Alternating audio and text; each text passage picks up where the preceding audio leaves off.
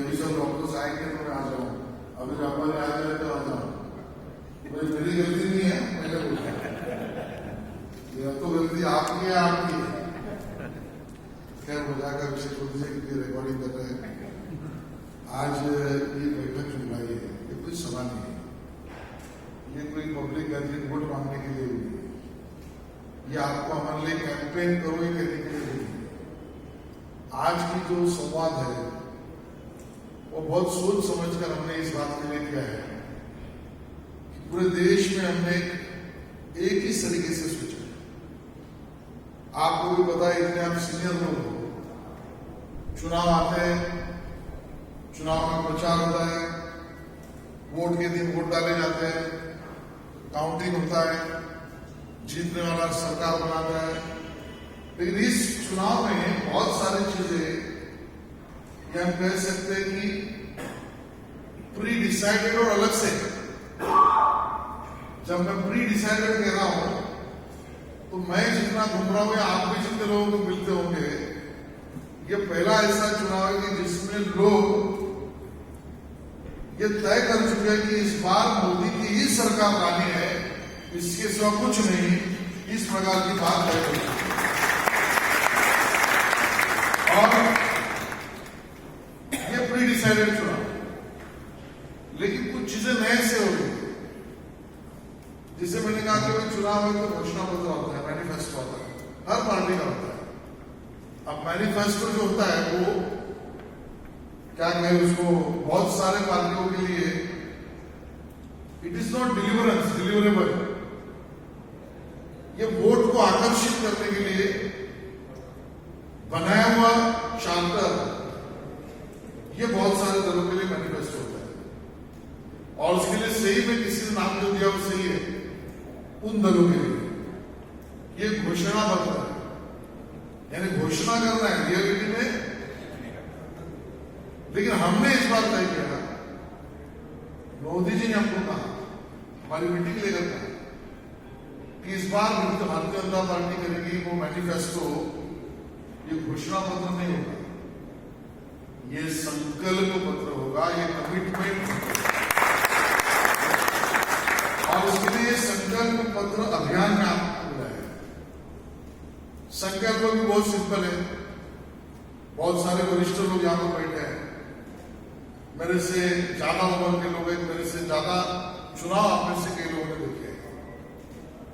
और संकल्प ये किसी एक व्यक्ति का नहीं, ये कमिटमेंट, ये संकल्प, ये सपना, ये आकांक्षा 140 करोड़ भारतवासियों, और 140 करोड़ भारतवासियों में मैं ये पहले भी स्पष्ट कर दूं, इसमें सभी धर्मों और सभी भाषा और सभी जाति के लोग हैं।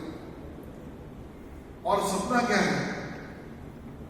भारत जब आजाद हुआ 1947 में, तब हम गरीब देश थे, अंडर डेवलप्ड थे। भारत आजाद हुआ तो हम अंडर डेवलप्ड थे, अविकसित थे, गरीब थे। आज 75 साल पूरा होने के बाद भी हम विकसित नहीं हुए, डेवलप नहीं हुए। यही आप लोग देखेंगे तो अपने बाद वर्ल्ड वॉर सेकेंड के बाद जर्मनी जैसा देश बेचिराग हो गया, टूट गया। लेकिन जर्मनी अपने बाद उस तरीके से आजादी नहीं कहूंगा मैं, लेकिन रिफॉर्मेशन में निकला, आज दुनिया में डेवलप नहीं। और इसके लिए भारत विश्व गुरु बने। भारत विश्व गुरु था, फिर से भारत विश्व गुरु बने। और हमारा देश 1947 में विकसित जरूर होगा, लेकिन 100 साल जब पूरा करेगा 2047 में, तब वो विकसित होना चाहिए, डेवलप होना चाहिए, दुनिया में विश्व गुरु के कदम पर आगे बढ़ना। ये 140 करोड़ भारतीय सपना वही देख सकता है, सपना वही पूरा कर सकता है जिसने करने में क्षमता भी है और क्षमता से करके दिखाया। 75 साल की पूरी भारत की यात्रा का विश्लेषण में नहीं करूंगा, समय भी नहीं, आवश्यकता भी नहीं। लेकिन मैं क्षमता की बात करता हूं तो कुछ बिंदु यहां पर जो आपको भी पता है, आपके नजरों के सामने हुआ है।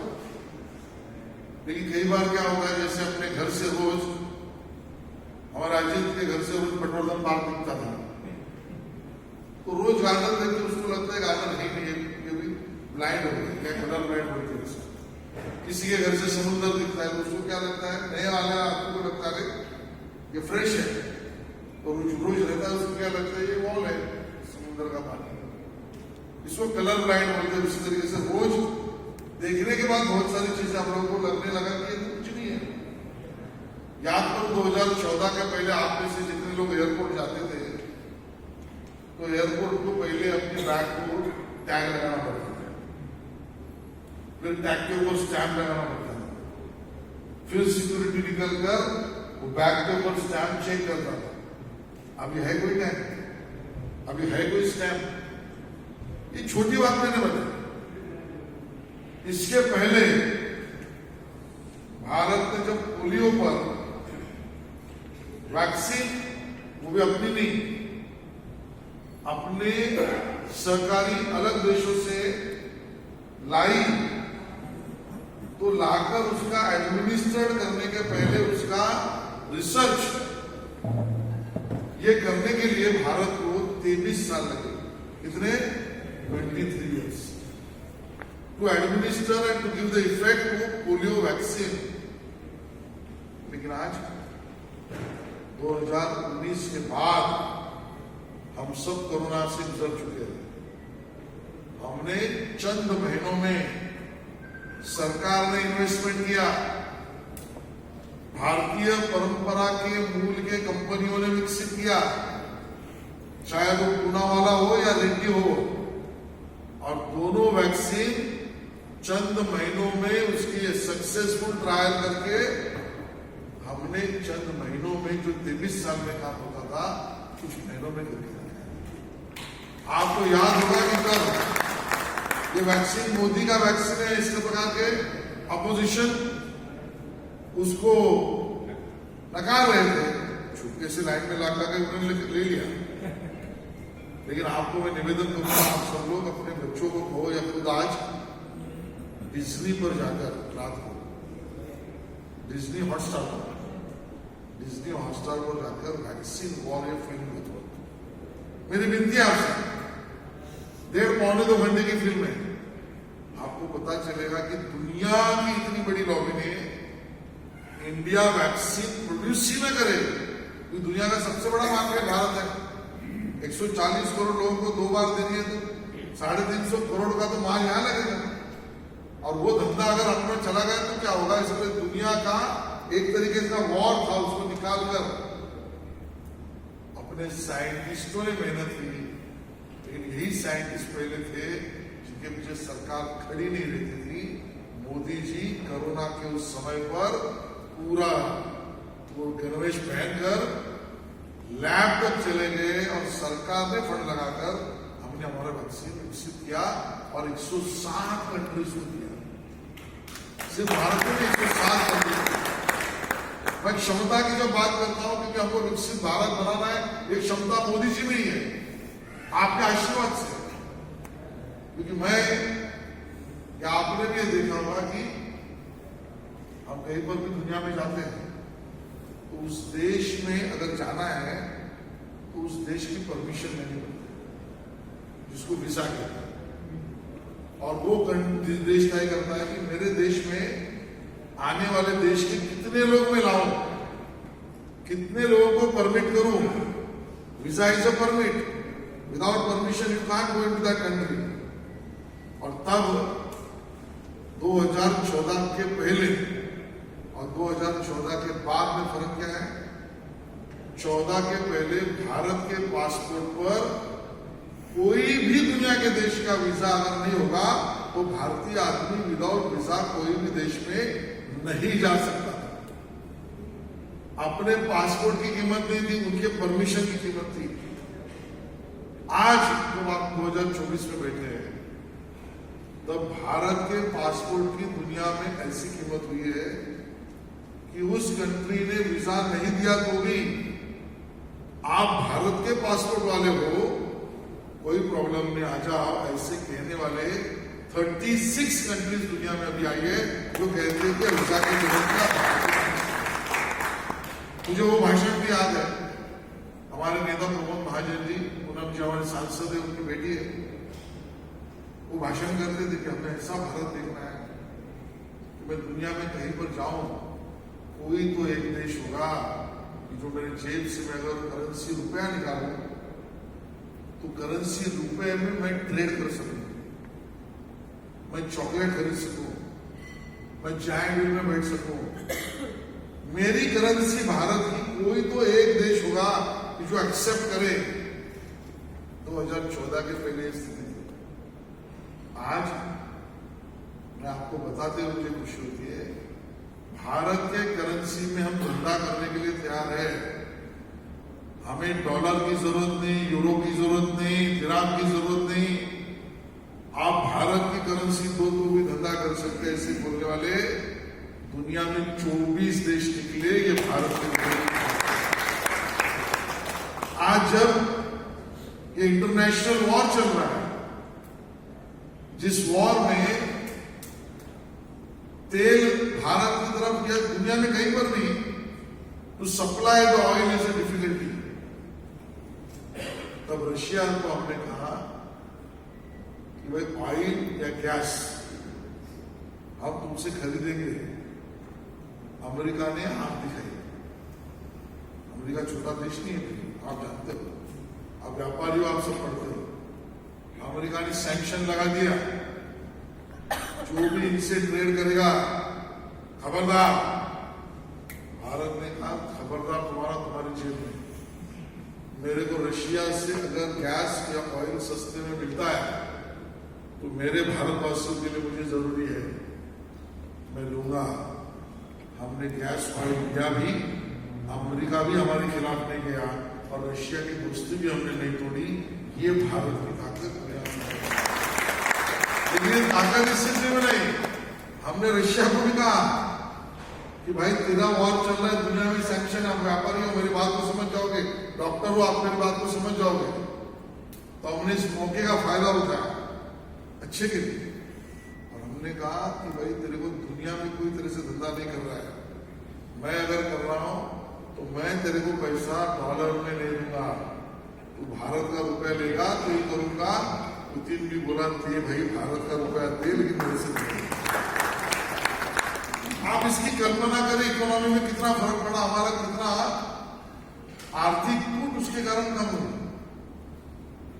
ये दुनिया में भारत 2014 के बाद बहुत सारी चीजें में बदल सकते। आज 220 kilometre per day national highway का निर्माण होता है। 2014 के पहले 20 kilometre per day national highway का निर्माण। आज मैं बताऊं आपको कि जनधन अकाउंट 0 बैलेंस पर बैंक अकाउंट 60 साल देश में पूरे हुए थे 14 के पहले, तो जनधन अकाउंट यानी गरीब को भी बैंक का अकाउंट, फाइनेंशियल इंक्लूजन, ये पूरे देश में सिर्फ 32 करोड़ लोगों के पास बैंक अकाउंट थे। आज वर्ल्ड रिकॉर्ड हो गया 32 करोड़ 60 साल में, और 9.5 साल में 50 करोड़ और यानी 82 करोड़ के करीब लोगों के पास बैंक अकाउंट हो गया। क्या परिणाम आप देखते हो? आप गरीब से गरीब आदमी भी कैश नहीं निकालता है। आप जो लगाते हो भीम पे, जीपे, गूगल पे, उसको क्लिक मारता है, पानी पूरी वाला भी डिजिटल पेमेंट करता है। और आज अपने डिजिटल पेमेंट का रिकॉर्ड दुनिया में भी चलेगा। इस स्तर तक फाइनेंशियल स्टेबिलिटी भी अपने देश के लिए विकास की गति में हमारे को, हमारे नौजवान जो आगे आएंगे दुनिया के सामने, दुनिया उनको पूछे, दुनिया उनकी जरूरत ले, इस प्रकार का एजुकेशनल सिस्टम, उनका स्किलिंग करना जरूरी था। आज 32 साल के बाद हमने राष्ट्रीय शिक्षा धोरण national education policy Modi ji ने बनाई। आप और वही जब पढ़े थे तब 11वीं में अगर कॉमर्स में डाल दिया तो बीकॉम बन के निकले। 11 में आर्ट्स में डाल दिया तो बीए बने, 11 में साइंस में डाला तो इंजीनियरिंग मेडिकल नहीं किया तो बीएससी बन के निकले। लेकिन बीच में पढ़ते समय ध्यान में आया मुझे अगर कि यार मैं साइंस में पढ़ रहा हूँ लेकिन अभी साइकोलॉजी मुझे अच्छा लग रहा है, तो there was no opportunity for me to convert. BSc बन के निकलो, फिर आगे एंट्रेंस लो जाओ। आज ऐसा शिक्षा धोरण बनी है कि आपकी चाहत और मार्केट की जरूरत, market demand and your liking, उस तरीके से आप आपका subject within the graduation भी बदल सकते हो और आपके लाइकिंग के सब्जेक्ट में आप पढ़ सकते हो। मुझे तो आश्चर्य लगता है कि अभी भी लोगों को ये बताने में हम कम पड़ रहे हैं। मुंबई की बात हो, Mumbai is a financial capital of the India, बराबर है कि नहीं? मुंबई में IIM नहीं था, Indian institute of management Ahmedabad में है, रुड़की में है, दिल्ली में है, लेकिन मुंबई में नहीं था। 2 साल पहले मोदी जी ने स्पेशल सैंक्शन मुंबई में NIT में करके IIM शुरू भी किया और IIM का पहला कन्वोकेशन भी हो गया। मुंबई में मैनेजमेंट का इतना बड़ा स्कूल मुंबई में आप अगल बगल देखोगे तो ध्यान में आएगा। जो लोग अटल सेतु से गए होंगे, अब पनवेल अलीबाग समय बच रहा है। जो लोग कोस्टल रोड से गए होंगे, आधा ही खुली है, पूरी खुली नहीं है। ये इंटरनेशनल लेवल का कोस्टल रोड बने। कल मैंने हमारे मित्रों के साथ मेट्रो जाकर देखा नीचे, जब शुरू होगी तो देखने लायक है। मेट्रो 3 ये निकलती है कुलाबा से, नरीमन पॉइंट से, और खत्म होती है आरे पर। अंडरग्राउंड मेजॉरिटी 33 किलोमीटर की मेट्रो। मैं कल भोगदे में से चला, मैं आपको बताऊं, जिस दिन आप जाओगे आप कहोगे जो इंटरनेशनल फिल्म की शूटिंग होती है अपने पिक्चर में देखी, यहाँ पर हुआ क्या इसमें लगा। एक मुंबई के नीचे 5,80,000 स्क्वायर मीटर, करीब करीब 60 लाख स्क्वायर फीट की नई मुंबई के नीचे बनी है। 3 महीना रुपये भाई साहब, आपको नरीमन पॉइंट से गोरेगांव आने में 45 मिनट में AC ट्रेन में बैठकर आप जा सकते हो। मैं ऐसे अनगिनत कहानियां बता सकता हूँ, मुझे भी थोड़ा जल्दी है। मैं ये बताना ये चाह रहा था कि विकसित भारत का सपना 2047 का 14 से 24 तक उस काम करने वाली क्षमता की सरकार ने अपने कदम मजबूती से आगे बढ़ाए, और सरकार मोदी सरकार है। और आज आपसे हमें मांगने आए हैं कि हमें ये नहीं चाहिए कि ये मैनिफेस्टो घोषणा पत्र, जिसको हम हमारा संकल्प पत्र कहते हैं, वो 4 बड़े लोग लिखते थे। नहीं, विकसित भारत इस विषय पे 2 साल से काम चल रहा है। विकसित भारत यानी एजुकेशन में क्या होगा, इंफ्रास्ट्रक्चर में क्या होगा, एविएशन में क्या होगा, ऑयल एंड गैस इंडस्ट्री में क्या होगा, हमारे फॉरेन पॉलिसी में क्या होगा, हमारे फाइनेंशियल पॉलिसी में क्या होगा, हमारे टैक्सेशन में क्या होगा, हमारे स्किलिंग डेवलपमेंट में क्या होगा, हमारे एनवायरमेंटल अचीवमेंट्स के बारे में क्या होगा, हमारे अंतराल के विषय में क्या होगा, हमारे इंफ्रास्ट्रक्चर स्टडी के साथ साथ जमीन के नीचे माइंस के विषय में क्या होगा, हमारे जो 2G, 3G, 4G, 5G के बाद हम लोग क्या करेंगे, हमारी ट्रेनों में क्या होगा, ट्रेन डेवलपमेंट में क्या होगा, सोलर एनर्जी में क्या होगा, 25 साल में भारत क्या क्या डेवलप करेगा, इसके लिए 2 साल से चर्चा सरकारी स्तर पर चल रही है। 20 लाख लोगों ने अपने सजेशन दिए, 2700 मीटिंगें हुई है। मैं इसके लिए कह रहा हूं कि ये सिर्फ फेंका हुआ शब्द नहीं है विकसित भारत, उसके लिए कितनी बड़ी तैयारी हुई। और आज का अंतिम चरण जो है वो ये है कि हम हमारे विभाग के प्रबुद्ध नागरिकों से ये कहें, इसके लिए आज हम आए हैं कि आपका सुझाव भी इस संकल्प पत्र में हमें इंपॉर्टेंट है। Your suggestion is equally important for us. We want your suggestion, हम आपका सुझाव चाहते हैं। और इसके लिए हमने वहां पर सुझाव पेटी भी रखी है और हमने कहा कि विकसित भारत के संकल्प पत्र अभियान में आपके सुझाव दीजिए, whichever field you want। आपको जीएसटी के बारे में कहना है, आपको इनकम टैक्स के बारे में कहना है, आपको और किसी बारे में कहना है, 25 साल में भारत 100 साल पूरा करेगा, तब हमको लगता है कि भाई इनकम टैक्स का नेटवर्क बढ़े और उसका स्लैब जो है वो कम हो जाए। देखो वेरी राइट ऑब्जर्वेशन। हमारे मेडिकल फील्ड में डॉक्टरों को लगता है कि there should be XYZ development यहीं पर होनी चाहिए, उसके लिए वो पॉलिसी, हेल्थ की पॉलिसी ऐसी होनी चाहिए। लिखो, हमें आपका सजेशन इंपॉर्टेंट। इस संकल्प पत्र में हम आपका कंट्रीब्यूशन चाहते हैं और उसी के लिए ये मीटिंग में बोलूं आप सुनो, उसके लिए नहीं है। मैंने तो उसके लिए बताया कि उसकी पार्श्वभूमि क्या है। आप लिखो और मोदी जी सुने, आप बताएं और हम मोदी जी तक पहुंचाए, इसके लिए ही आज की मीटिंग है और इसके लिए मुझे आप सब लोग इंपॉर्टेंट है और उसी भावना से आप सबको बुलाया। दूसरी उसमें एक बात है जो आपको हम SMS भी करेंगे, एक हमने नंबर फ्लोट किया है 909090 3 बार 902024। जिसको लिखना नहीं है वो इस मिस कॉल लें। आप जैसे मिस कॉल दो, सामने से फोन आएगा, you can record your suggestion and send, वो सजेशन पहुंचेगा। तो क्या आप योगदान करेंगे, आपका कंट्रीब्यूशन देंगे, आपके सुझाव देंगे, आपकी जो सूचना है आप दिल खोल के देंगे। ये मैं बोलूंगा तो क्या लगेगा, नहीं आपको जो लग रहा है इतना मत लिखिए कि बांद्रा विधानसभा की टिकट आशीष को नहीं मुझे दे। ऐसा कोई लिखने वाला है तो कोई हाथ ऊपर करो तो मजाक कर रहा है भाई। तो वो छोड़ के आपको सजेशन जो देना है आप जरूर दीजिए। और ये बैठक उसी के लिए आज हमने व्यापारी और डॉक्टरों को बुलाया, अलग अलग पड़ाव पर और लोगों को बुला रहे और ये सहभागिता आगे चलकर आपका आशीर्वाद बनकर हमको काम देगी। इतना ही निवेदन था, मुझे थोड़ी देरी हुई, लेकिन आज यहाँ पर देरी व्यवस्था के कारण मैं लेट आया, दूसरे और प्रोग्राम में मुझे जाना है। तो आपके सुझाव लिखकर डालते समय शायद मैं नहीं लिखूँ, लेकिन आपके सुझाव जरूरी है। बहुत बहुत धन्यवाद। चाय पीते पीते